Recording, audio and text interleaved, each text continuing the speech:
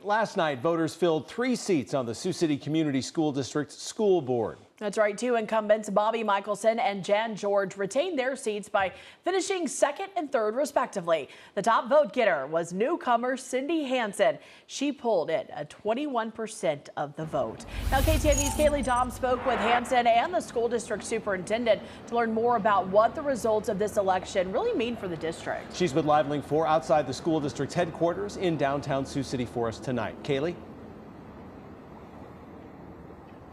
Matt, Jess, as you mentioned, Cyndi Hanson was the top vote getter last night with over 4,500 votes. I spoke to her this afternoon and asked her what she thinks this new leadership means for Sioux City schools. Hanson said this new leadership is about respect, listening, and transparency. She says that people just want to be heard and not ridiculed, and they know she is ready to listen.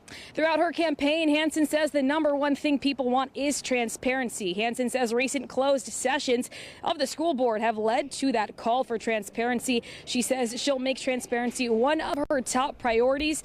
She admitted the board may not always be able to talk about the who or what,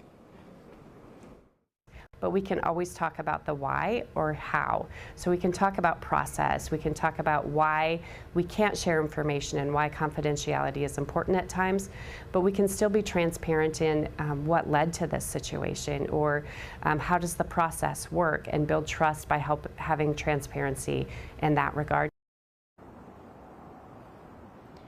Superintendent Dr. Juan Cordova said the voter turnout for this election showed how invested Sioux City is in the students in this community.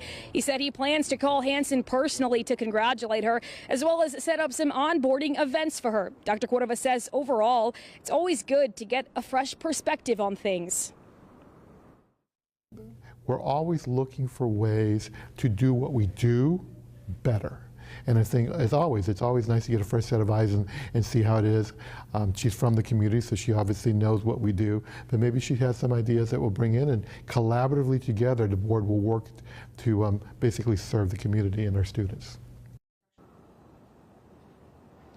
Dr. Cordova said the district welcomes any and all members of the community to come to a school board meeting to be active in the school system. He says it's important to remember that it is not his school system and it is not the board's school system, but rather it's everyone's school system. Incumbent Dan Greenwell lost his bid to another term on the school board. I spoke to him. He said he respects the election process and will not be asking for a recount of votes. Matt, Jess.